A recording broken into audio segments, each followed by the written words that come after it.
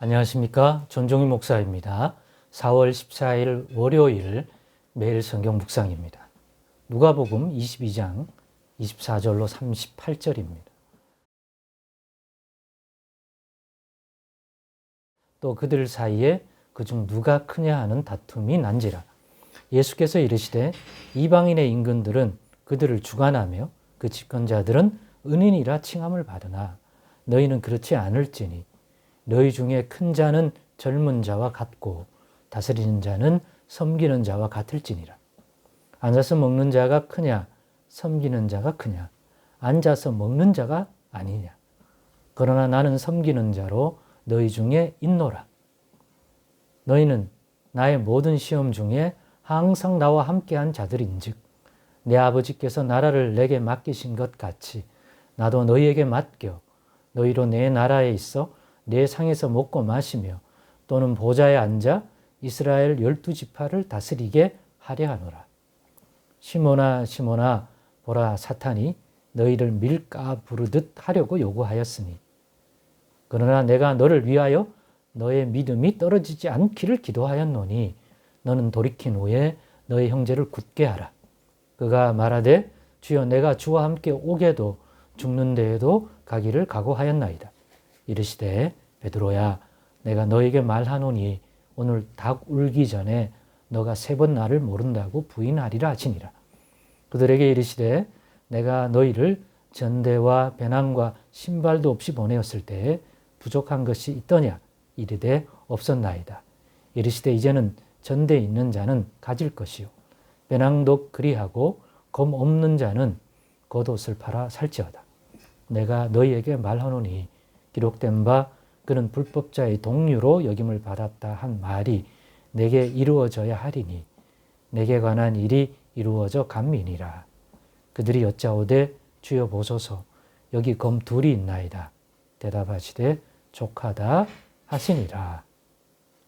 아멘.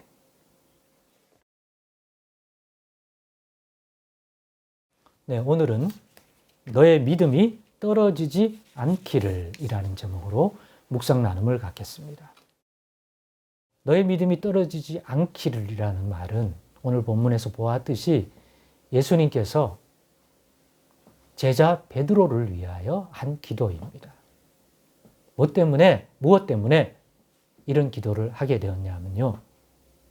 이제 예수님께서 십자가를 지시고 고난받고 핍박받고 죽게 되는 그런 시간이 이르렀기 때문에 그때가 되면 제자들에게도 감당할 수 없는 그런 시험과 고난과 어려움들이 올 것이기 때문에 그때를 대비해서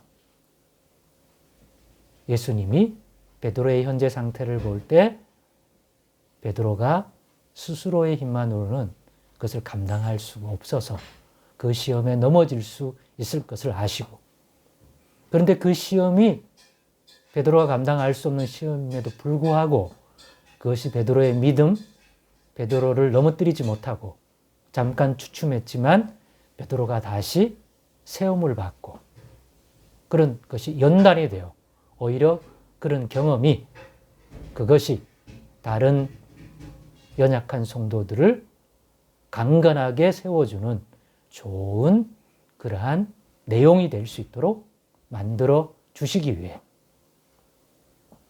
다가온 오늘 본문에 있는 것처럼 사탄이 베드로를 넘어뜨리려고 모든 것을 준비하여 이제 때만 기다리고 있는데 이런 상황에서 과연 그 사탄의 시험을 베드로가 이길 수 있는가 생각할 때 예수님이 십자가 지는 모습을 보고는 못 감당할 것이다 하는 것을 아신 주님께서 그가 넘어진 이후에 완전히 실족하지 않도록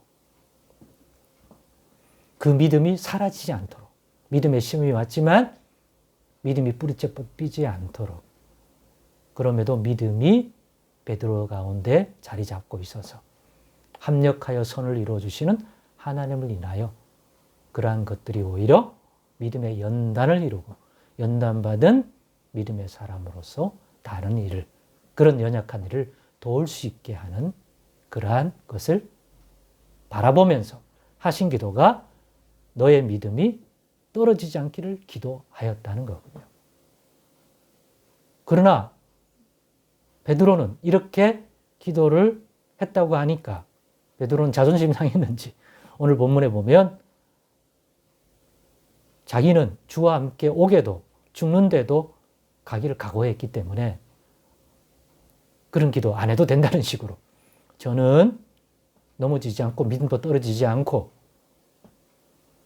돌이킨 후에 형제들을 굳게 한 게 아니라 돌이킬 필요도 없고 저는 지금도 예수님과 함께 넉넉히 감당할 수 있다. 모든 면에서 이렇게 얘기할 때 그 유명한 예수님의 말이 있잖아요. 베드로야, 네가 오늘 닭 울기 전에 3번 나를 모른다 할 것이다. 한 말.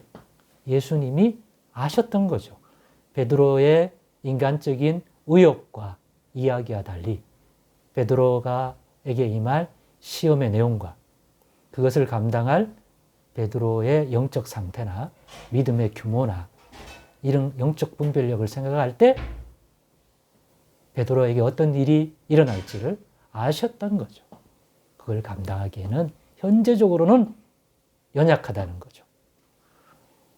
그래서 이러한 예수님의 베드로에 대한 기도를 통해 왜 우리도 서로의 연약함을 알고 그 부분을 하나님께서 붙들어 주시기를 기도해야 하는지를 깨달을 수 있었으면 좋겠습니다.